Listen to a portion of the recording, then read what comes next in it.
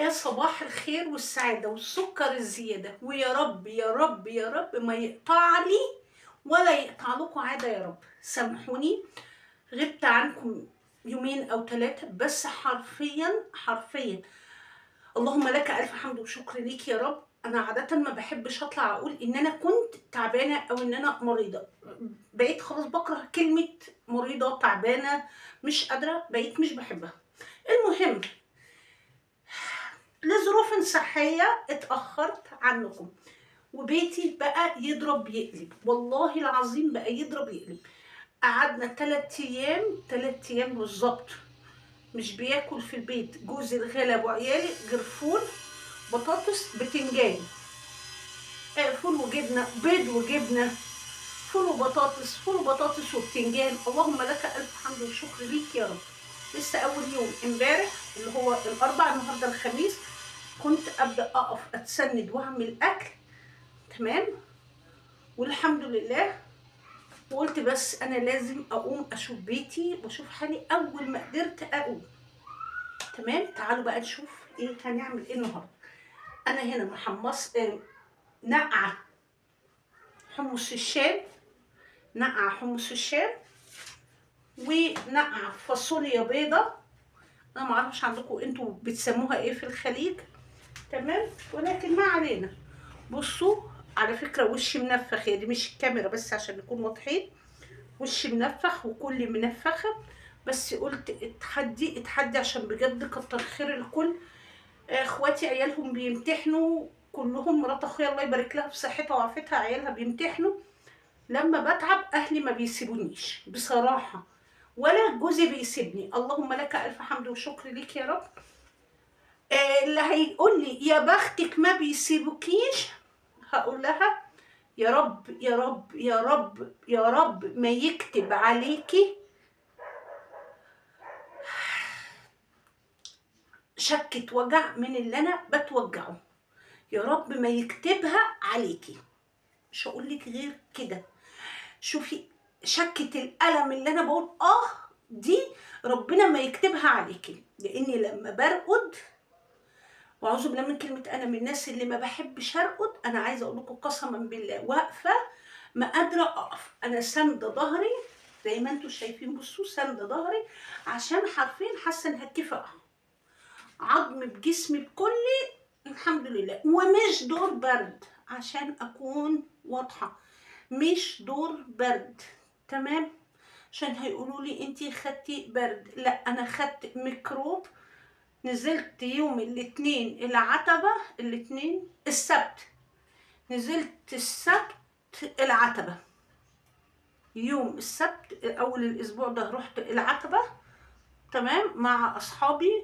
رجعت انا والاموات اخوات، دايخه، بدأ اهبط، بدأ ادوخ، هيغمى عليا، هرجع، هدوخ بدوخ. روحي بتروح، قلبي بيدق جامد، هوب هوب تيك تاك تاك، هوب اضرب، هوب خدنا هجمه. تمام. خدتي هجمه ايه يا ميسة؟ يا جماعه الخير، انا عندي مرض مناعي، بلقط ميكروبات من الناس، وما فهمش البشر الايام دي بيعملوا ايه. بيمشي بالهاتش في وشك، مفيش كده، مفيش مناديل، مفيش اي حاجه. لا، هما طب دور البرد اللي عندكم، اللي عند الشخص العادي، عندنا احنا مرضى المناعه اصعب مما يكون، اصعب مما يكون. المهم ما علينا، عشان احنا دخلنا في مواويل كتير كده، وكل ورمت وكل نفخت وكل ضربت، بس قسما بالله في كل حالاتي قمر. عارفين ان هو ايه؟ بوم يا جمالي يا جمالي يا جمالي، يختي عليا يختي عليا يختي عليا. والنبي لازم احبني في كل حالاتي حتى بعد ما ورمت هنا.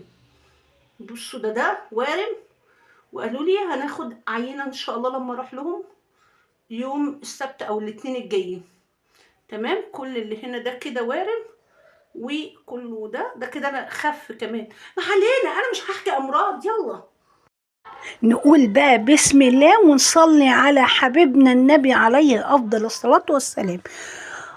يا خراشي، يانا يا حوستي السودا، يانا يا اما ما طبختيش بقالك كذا يوم يا موكوسه، وعندك كل دي مواعين. اللهم زد وبارك يا اختي، اللهم زد وبارك.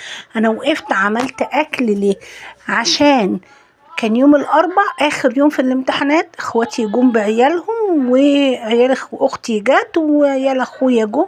يا رب ديمها علينا نعمه يا رب، واجعل بيوتنا كلها عمر.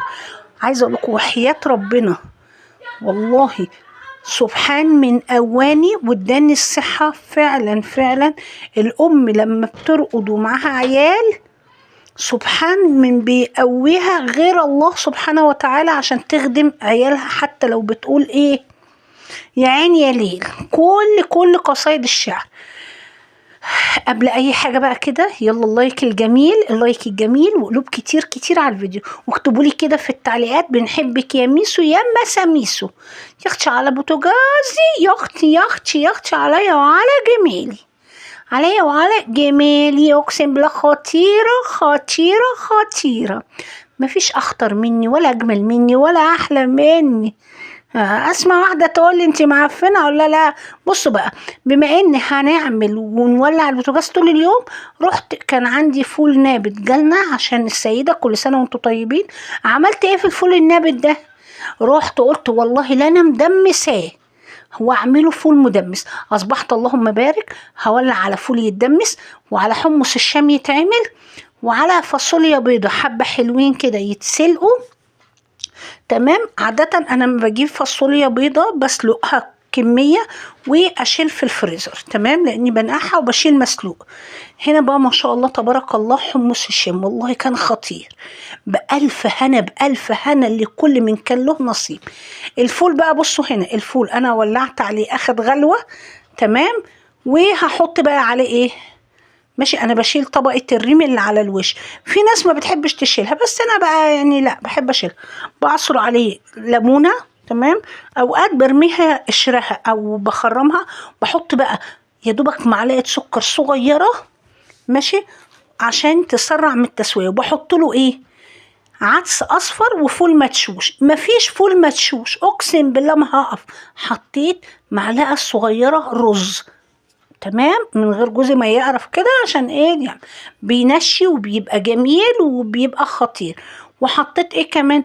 طماطمايه وجزرايه، تمام. ضربتهم في الخلاط ورحت حطهم تمام عليه. نيجي بقى لحمص الشام العجيب الجميل الخطير، يا لهوي، او الحلبسه. بصوا هو هنا كان بقى 3/4 تسويه، تمام. بحط ايه في الخلاط؟ بصلايه كبيره حلوه كده بنت ناس، او حسب الكميه اللي انت عاملاها بتحطي البصل، وكام فص ثوم وكام طماطمايه ومعلقتين صلصه او معلقه صلصه، ماشي. وكل ده هضربه في الخلاط. في الحله بقى بعمل ايه؟ بحط معلقه صغيره سكر عشان تكمل تسويته بسرعه وتعدل الحموضه للطماطم اللي اتحطت، ماشي.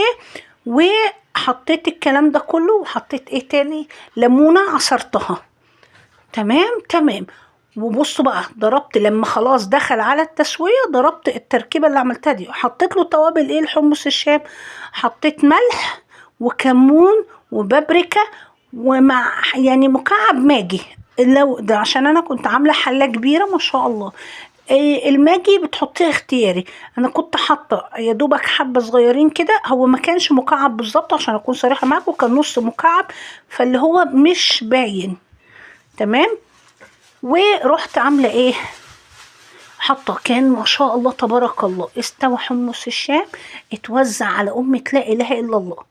باذنك انت يا رب انا هعمل حله قريب كده وهنزل اقف في الشارع ابيع حمص الشام، والله ان شاء الرحمن، يعني هوزعه ببلاش يا جماعه مش هبيع، تمام. بصوا انا الجيران عندي بيستنوا لما بعمل فشار عشان بيطلع يعني ايه مفشر كله، الذره كلها ما شاء الله بتطقطق وبتعمل، وبيبقى مش معرق. هبقى اقول لكم في فيديو. بصوا هنا بقى تعبت، بص والله العظيم عشان اقول لكم بجد تعبت، على شرط انا كنت بعمل شويه واقعد شويه. هنا تعبت وحرفيا كنت حاسه ان هيغمى عليا، الحمد لله يا رب. اللي عارف يا جماعه الاسباب يقول لي ليه كل ده؟ عشان مستوى الهيموجلوبين عندي او الانيميا عندي نازل، تمام مع مش هحكي تفاصيل كتير. المهم انا ببنتج لكم الفيديو ده، واعوذ بالله من كلمة انا من يوم من الاتنين مش عارفة انام. النهاردة السبت، تمام، من يوم الاتنين مش عارفة انام ساعة على بعضها والله العظيم. عارفين اللي هو اللي بيقولوا ايه، شاربة بالقرش حشيش، شاربة القرش كله اهو كده. فتقولوا لي ليه؟ هقولك ما اعرفش. حالة نقص الاكسجين والاختناق اللي موجودين معايا بيخلوني اعمل كده وانا نايمة فجأة بقوم. المهم نيجي بقى للدقة بتاعة حمص الشام. تمام، حبة ليمون كتير كتري وبلاش تستخسري، هو بيحب الليمون والكمون. تمام، والثوم. هنا بقى رحت عامله ايه، كنت ضرب عامله فصين توم طحناهم دقاهم زي ما تعملي ماشي، وشويه خل وليمون وميه وملح وكمون. تمام. الدقه انا ما بحطش فيها شطه، بس بحب احط فيها سنه صغيره كزبره. ليه؟ لا بتدي ريحه وحلاوه كده. انما ايه، وهي الكزبره اختياري ماشي. بروح بقى عامله، هقول لكم تاني، ميه وتوم وخل وملح وكمون وليمون ونطرة كزبرة أو شعرة كزبرة. تمام، هنا الكمون كنت على الكمية دي كلها بحط معلقة صغيرة ماشي، والكزبرة حطيت ربع معلقة صغيرة عشان بصوا أكون إيه صريحة معاكم. تمام، هدي بقى حركة ليها تنقلها في كوكب تاني. دي مية الحمص، المية بتاعت الحمص اللي بتغلي، رحت واخدة حوالي كوباية كده منها ورحت مزودة الكلام ده كله. ودي بجد بألف هنا، بألف هنا. هنا بعد بقى الكمون عشان حسيته مش قوي، والملح بصوا بقى بظبطها عشان خاطر ايه، ده بدل ما كل حد يروح عصر ليمونه لا، دايما ما بتيجي تجيبوا الحلبسه من بتاع العربيه بيبقى عنده الازازه كده اللي هي فيها ايه، الدقه وازازه الشطه بقى هنا هعمل ايه، دي ميه من بتاعه الحمص، حطيت عليها شويه من الدقه اللي انا عاملاها مع شطه. كتري وبلاش تستخسري، والله عارفين انا البواسير انا غير مسؤوله عن اي حد. بقيت كل اللي اديله شطه اقول له خلي بالك الشطه حاميه جدا، حط حبه يا دوبك نطره صغيره لو انت مش من هواة الشطه. بصوا هنا استوى خلاص بألف هنا، طفينا عليه وخلصنا. شايفين مواعيننا؟ والله العظيم انا هاخد جايزه نوبل في المواعين وغسيل المواعين، انا هاخد جايزه نوبل. هتقولي له انتوا نفرين وكل دي مواعين عندك يا موكوسه يا بنت المواكيس، هقولك يا رب يا رب يزيد ويبارك اكتر من كده ويعني ويقويني ويديني الصحه ويدينا جميعا الصحه بجد. عارفين وحياة ربنا انا لو فضلت احكي لكم من هنا لعمري اللي فات وعمري الجاي عن فرحة الناس لما بتدخل بيتك وتضيفي وتوجبي وتعملي، خطيرة. بصوا أنا واحدة من الناس ما عنديش مشكلة مين يجي في أي وقت عادي، اتفضل بيتك، بس ما حدش يجي لي في نصاص الليل عشان بتخض. تمام، عادي. أنا البيت على فكرة جالي ضيوف والله العظيم، وأنا شفت المواعين اللي كانت في الأرض والكلام ده، جالي ضيوف على فكرة هم اللي بيعدلوا لي الكاميرا. بصوا بس عشان واقفة برغي معاهم وهقول لا، وجيراني فوق نزلوا والناس اللي تحت في الشارع مش عارفه كانت طالعه عدت، وكانت ايه الباب مفتوح والبلكونه مفتوحه والشقه انا كنت فاتحه شقتي على الشارع، كل اللي معدي من رايح في اي حته بيعدي عندي. عارفين اللي هو محطه مصر. الحمد لله يا رب، الحمد لله والله بجد. على قد ما بتمنى ان ربنا يوسعها عليا وامشي من الشقة دي انقل لمكان تاني اكبر واوسع، على قد ما بقول مش هلاقي جيران كويسة زي الجيران اللي انا وسطهم وحياة ربنا. عارفين فعلا اللي بيقولك ايجار رزق، والله العظيم لما بغيب شوية كده والله بجد، لو الساعة جت 12 وما فتحتش البلكونة وقلت صباح الخير بتوع السوبر ماركت قدامي، ولا للجيران اللي في وشي، ولا حد يسألوا عليا ايه ده، هي البت ميسة فين، هو انت مش باينة ليه، يتصلوا بيا. انتوا فاهمين؟ ده لدرجة الراجل ابو احمد الله يديه الصحة ويوسع رزقه بتاع الخضار، يقف تحت ينده قد كده يا بصل يا بطاطس عشان انا ارد عليه لما اكون عايزه حاجه. ابتدى عرف ان لما انا مش برد وبقعد فتره وكده، لا هي كويسه، هي الحمد لله، هي تمام، هي ايه، هي الدنيا. طب هي عايزه حاجه والله العظيم يقول لي خد اللي انت عايزاه وما تشيليش هم فلوس.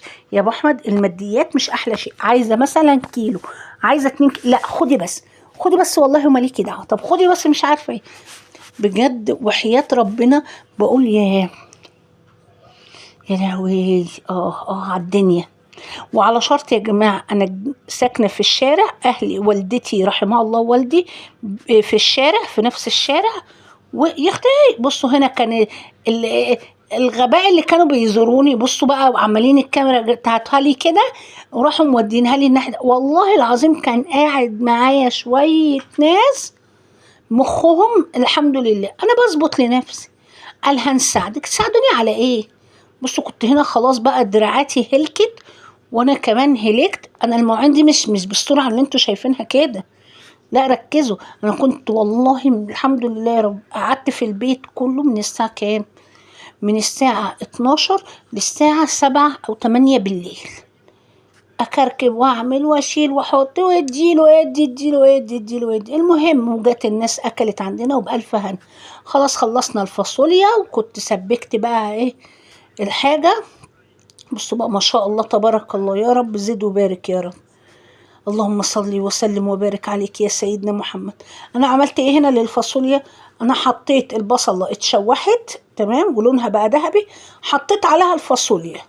ليه عملت الكلام ده يا ميسة؟ الناس بتسبك القطه الاول، ما هي القطه عندي متسبكه، انتوا فاهميني، القطه اصلا عندي متسبكه وكنت شايلاها تمام، بس رحت جايباها وبحط ملح وفلفل اسود ومكعب مرقه. ونشكركم لحسن تعاونكم. جالي بقى الناس بالليل، كملت اكل على الاكل، رحت السوق وجيت، يا رب بارك يا رب والله. رحنا جبنا بقى فراخ وعملنا رز بالشعريه، انما ايه من اللي قلبك يحبه ولسان عصفور بشوربة فراخ، يا لهوي يا لهوي على الجمال. اه وعملت فراخ مسلوقة، شوفوا بس، شوفوا بس عشان تعرفوا انا بحب الحاج منصور قد ايه. عملت فراخ مسلوقة، انا جوزي بيعشق الفراخ المسلوقة وانا ما بحبش اسلق الفراخ.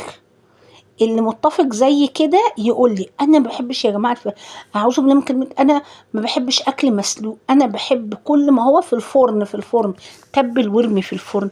الحاجه تقعد كده يا لهوي تمزمزي فيها وتقرقشي في عظمها كده اقول له لا لا، الفراخ حتى لما بحشيها ما بحطهاش في شوربه تتسلق، ما بحشيها، بحشيها وبحطها في صينيه واحط لها شويه ميه والفها بفويل وادخلها الفرن، يا اما في كيس حراري وتدخل الفرن 100 فل و14. انا مش بتاعت سلق، ولكن قد كان وسلقت الفراخ. لا لا لا لا يا اختي عليا، ولا كبرت لقد كبرت يا امي، لقد كبرت يا امي والله العظيم.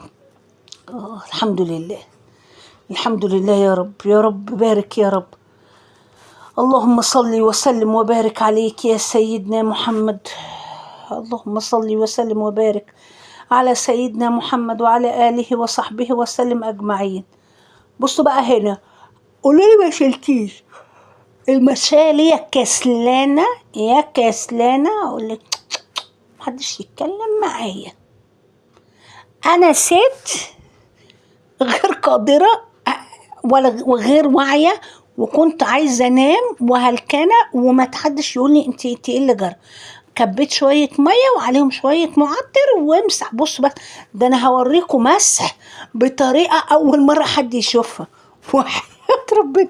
شفت اللي هو انا خلاص جبت جاز وعايزة اجري الحق، لان الناس قعدت والدنيا عملت وجت ناس تاني، وعايزة الحق اروح السوق أكمل أجيب طلبات البيت. الحمد لله يا رب، اللهم لك ألف حمد وشكر لك يا رب. تفتكروا بقى هركز؟ والله ما هركز. أنا كويس إن أنا نشفت مكان الحوض ونشفت الدنيا ولمنمت حلو، ولكن استنوا فيديو جديد. الفيديو اللي هينزل بعد ده إن شاء الله فيه مفاجآت حلوة قوي. وكمان الناس اللي كلمتني على تفريزات رمضان صبركوا عليا.